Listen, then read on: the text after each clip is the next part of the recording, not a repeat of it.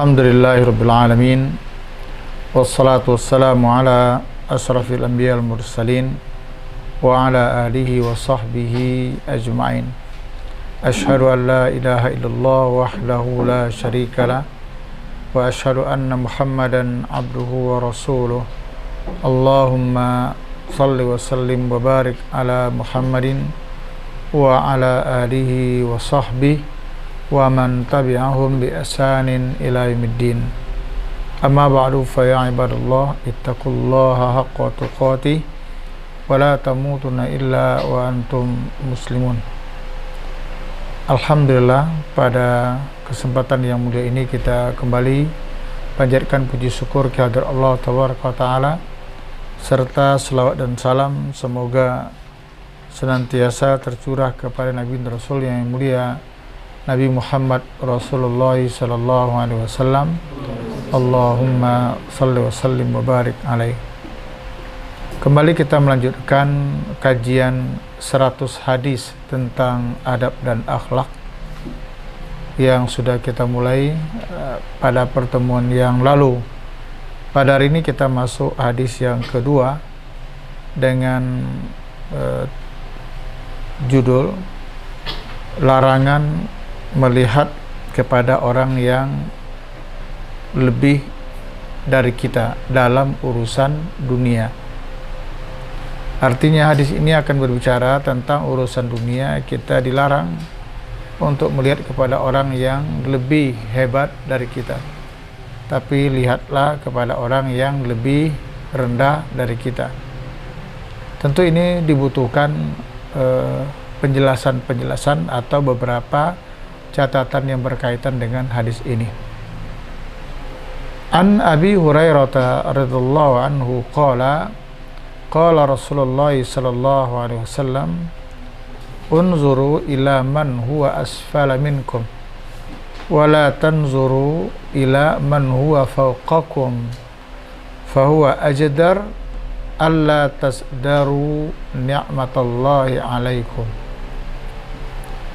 Salah seorang sahabat Nabi yang mulia, Abi Hurairah radhiyallahu anhu, semoga Allah meridainya, meriwayatkan bahwa Rasulullah sallallahu alaihi wasallam telah bersabda, unzuru ila man huwa asfala minkum, lihatlah orang yang berada di bawah kalian, wala tanzuru ila man huwa fawqakum, dan janganlah kalian melihat kepada orang yang berada di atas kalian. Kenapa? Fahuwa ajdar alla tasdaru ni'matallahi alaikum. Hal yang demikian itu lebih pantas agar kalian tidak menganggap rendah nikmat yang telah Allah berikan kepada kalian. Ada beberapa hal yang berkaitan dengan hadis yang kita sampaikan ini. Pertama, hadis yang baru dibacakan tadi dikeluarkan oleh Imam Ibnu Majah di dalam kitab sunannya, bab al-qanaah. Bab al-qanaah. Jadi Ibnu Majah punya kitab hadis namanya Sunan Ibni Majah, ya. Ada sunannya. Kemudian yang kedua, catatan kita berkaitan dengan hadis ini adalah dalam urusan dunia, Islam mengajarkan kepada umatnya agar tidak melihat kepada orang yang lebih tinggi, yang lebih hebat daripadanya, tetapi lihatlah kepada orang yang lebih rendah daripada dia. Ini dalam urusan dunia, ya, dalam urusan dunia. Kita bisa melihat kenyataan hidupan kita. Kita bisa melihat realita kita sekarang ini. Ya, orang bukan hanya punya rumah, tapi juga punya rumah besar. Bukan hanya rumah besar, tapi juga besar, luas, cakep, dan banyak bahkan. Orang lain selain kita bukan hanya dia punya mobil, tapi punya mobil bagus, ya, dan banyak bahkan.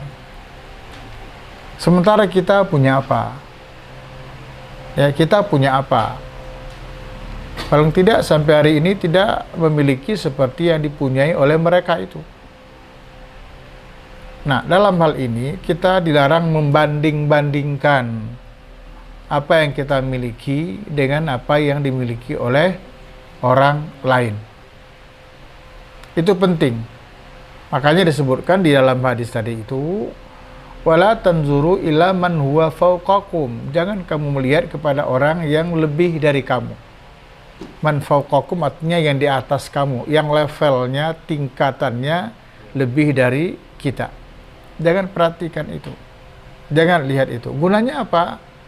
Fahuwa ajdaru alla tazdaru ni'matallah alaikum. Agar kamu tidak sampai ya menganggap enteng, menganggap rendah, ya, menganggap tidak berarti berapa banyaknya kurnia yang sudah Allah berikan kepada kamu. Nah, itu makna dari hadis itu. Sebab apa yang kita miliki dibandingkan dengan milik orang, pastinya kita nggak ada apa-apanya. Tetapi ya, hal ini penting bagi kita ketika kita itu melihat kepada orang yang lebih di bawah kita, alias yang kurang dibandingkan kita. Jadi ada misalnya cerita, ini cerita sederhana ya. Ada orang pakai mobil, mobilnya tidak baru, tapi dia bersyukur. Kenapa? Orang lain malah pakai motor, gitu ya. Orang yang punya motor walaupun tidak punya mobil, dia masih bersyukur karena orang lain jalan kaki, gitu. Orang yang berjalan kaki pun masih bersyukur karena ada orang lain malah untuk berjalan pun tidak bisa karena nggak punya kaki. Nah, ini kaitannya dengan kehidupan dunia, ya. Sedangkan yang ketiga, ya, catatan kita, sedangkan dalam urusan akhirat, ini catatan yang ketiga, maka Islam mengajarkan agar kita melihat kepada orang yang jauh lebih hebat daripada kita. Untuk apa? Agar termotivasi, ya, terdorong, bersemangat untuk berbuat yang lebih baik lagi, ya, dari orang tersebut dalam urusan akhirat, ya. Paling tidak, kalaupun kita tidak bisa tampil lebih hebat dari mereka, minimal tidak kurang dari mereka. Nah, ini penting, ini yang seperti itu. Perintah di dalam Quran itu ada agar kita saling berlomba-lomba, ya, saling berlomba-lomba untuk mendapatkan hal yang terbaik itu. Misalnya di dalam Al-Quranul Karim, ya, surah Al-Mutaffifin. Ingat, mudah-mudahan masih hafal. Wailul lil mutaffifin. Surah Al-Mutaffifin. Ayat 22 sampai 26. Allah Tabaraka wa Ta'ala bercerita tentang orang-orang yang berada di dalam surga. Allah menyebutkan, Innal abrara lafi na'im, alal araiki yanzurun, ta'rifu fi wujuhim nadratan na'im, yusqawna min rahikim makhtum, khitamuhu misk, wa fi dzalika falyatanafasil mutanafisun. Ya, innal abrara lafi na'im, sesungguhnya orang-orang yang baik itu lafi na'im, benar-benar berada di dalam surga yang penuh dengan kenikmatan. Alal araiki yanzurun, mereka duduk di atas dipan-dipan, alal arak, yanzurun, ya, sambil memandang. Ada disebutkan saling berpandangan. Pokoknya bahagia banget. Lalu ayat berikutnya, ta'rifu fi wujuhim nadratan na'im.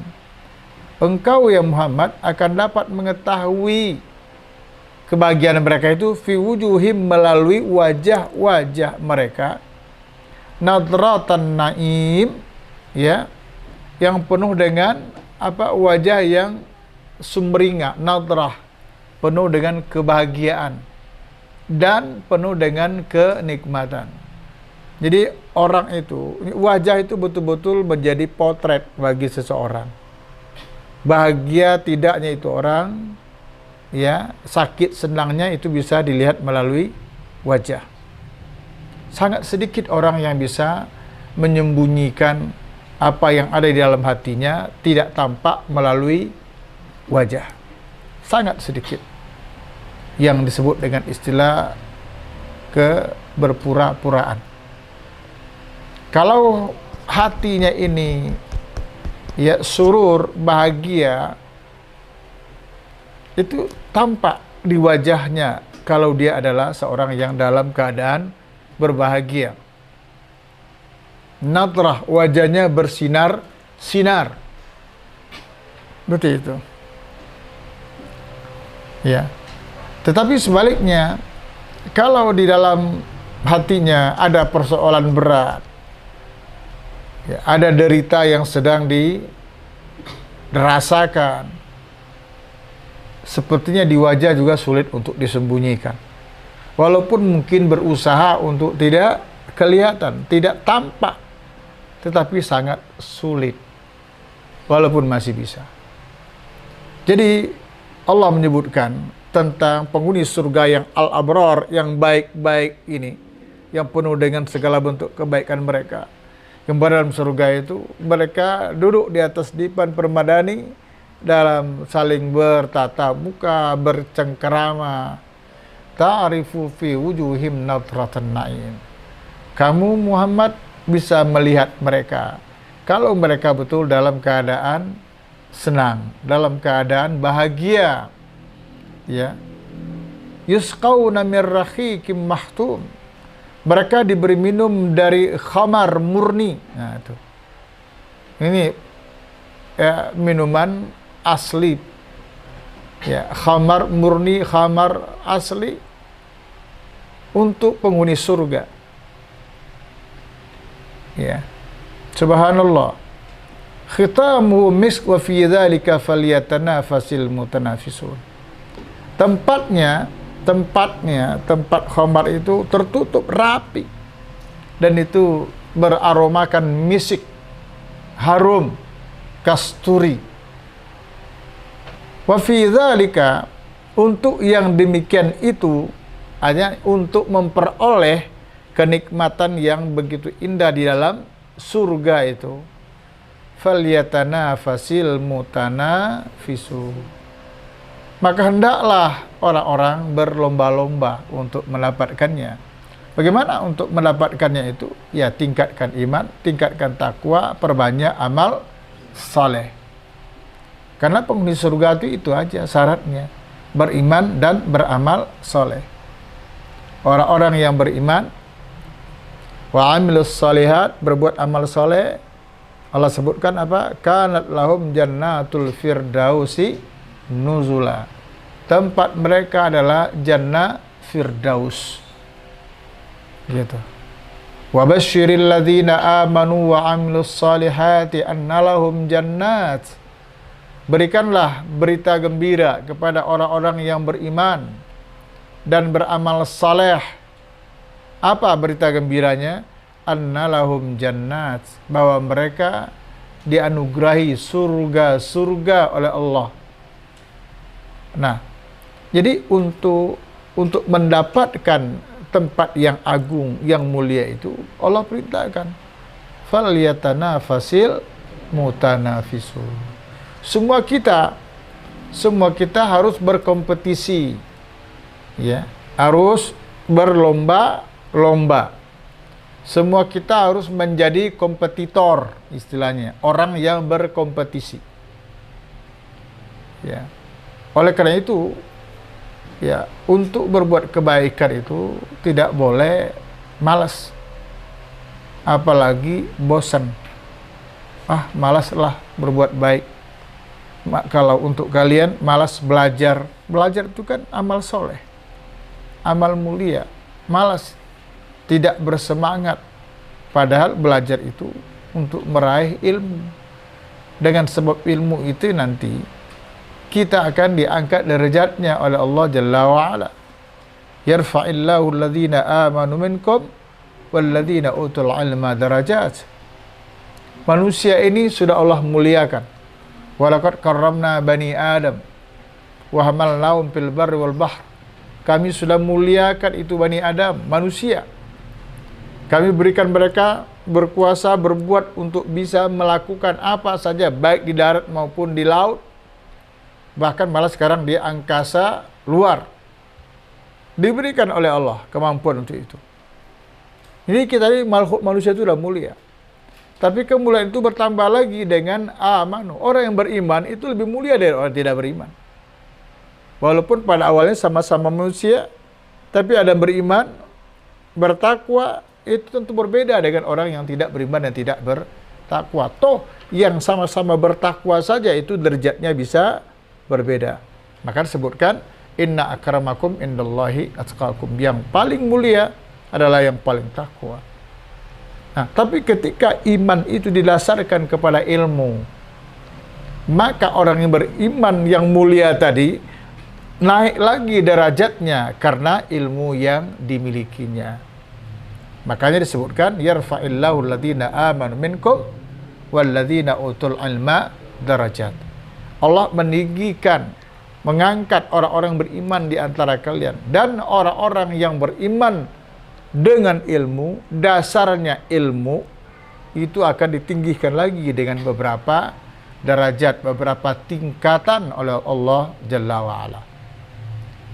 Oleh karena itu, tidak ada alasan kita untuk bermalas-malas, tidak bersemangat, kendor dalam meningkatkan amal soleh kita. Termasuk dalam hal ini adalah belajar. Ingat, berkali-kali diingatkan hadis Nabi yang mengajarkan kepada kita, yang memotivasi, mendorong kita. Ihris ala ma yanfa'uka wasta'in billah wala ta'jas atau wala ta'jis. Bersemangatlah engkau, kata Rasul, untuk melakukan sesuatu ma yanfa'uka yang mendatangkan manfaat kepadamu. Bersemangatlah engkau, maksudnya jangan lemah, jangan lemas, jangan kendor. Tetaplah bersemangat. Ala ma yanfa'uka, untuk melakukan sesuatu yang mendatangkan nilai-nilai kebaikan, positif terhadap diri kita.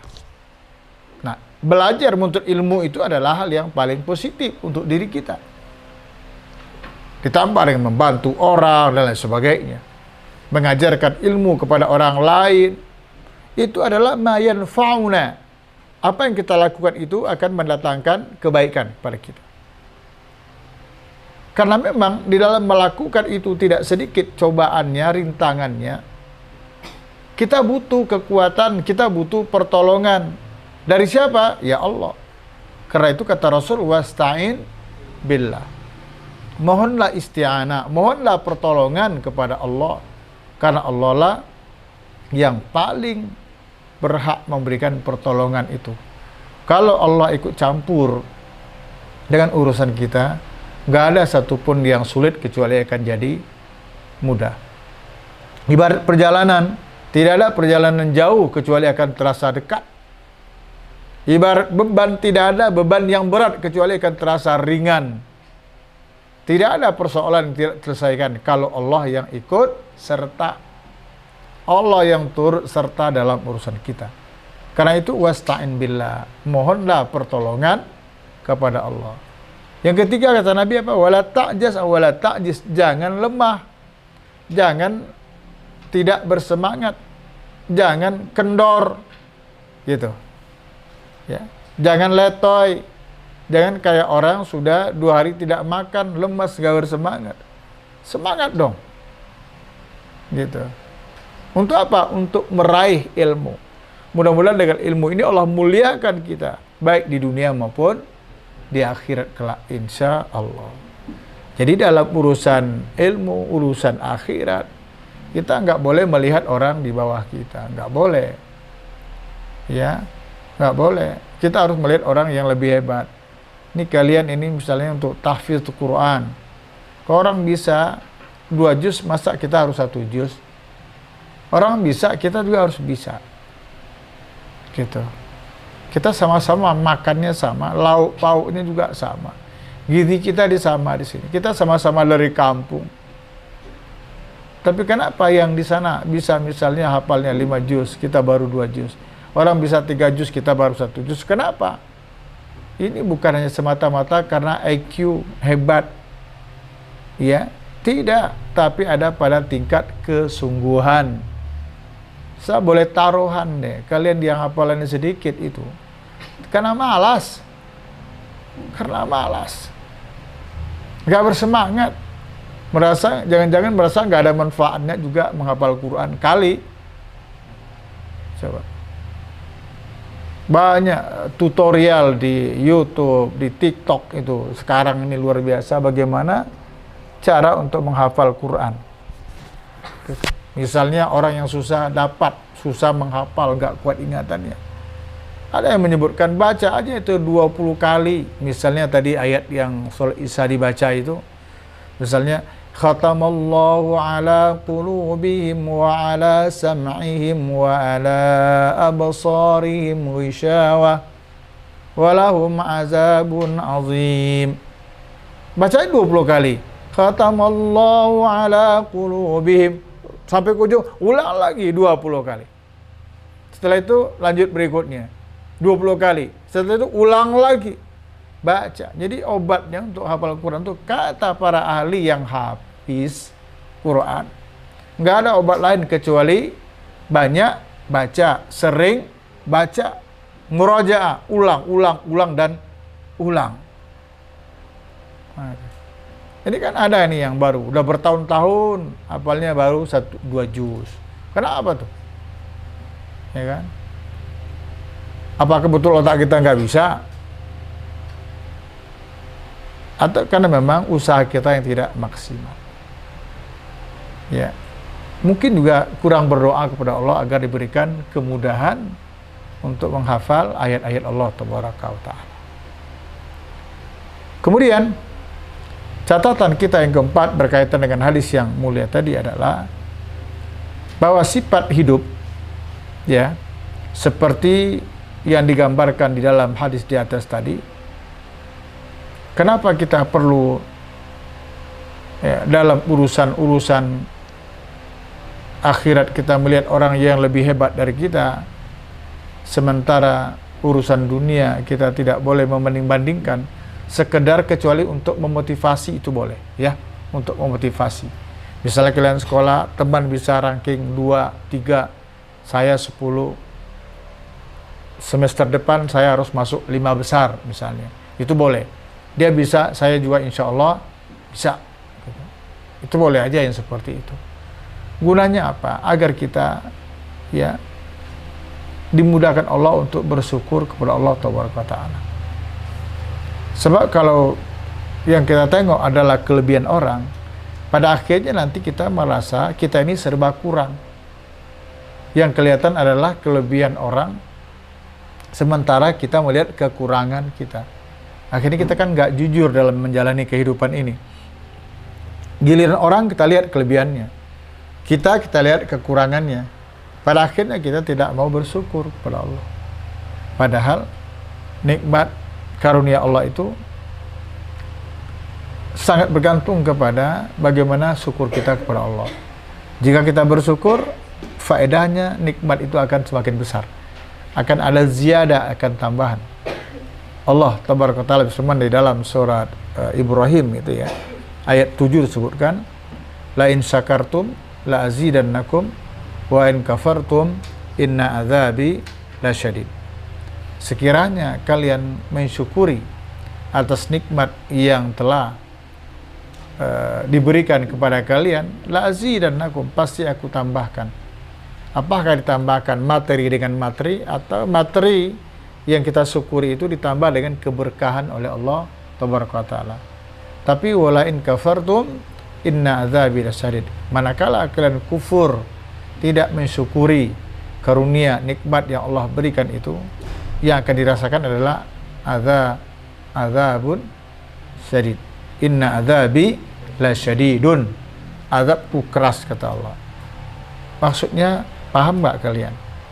Orang yang sudah mendapatkan nikmat dari Allah, tapi dia tidak mensyukuri itu adalah nikmat Allah, dia tidak akan pernah bahagia dengan apa yang dimilikinya. Gitu. Nah, kalau tidak berbahagia dengan apa yang ada padanya, itu sudah azab itu. Kita bisa makan, tapi kita nggak bahagia dengan makan. Kita sehat, tapi kita nggak bahagia dengan sehat kita. Lalu apa yang bisa membahagiakan kita?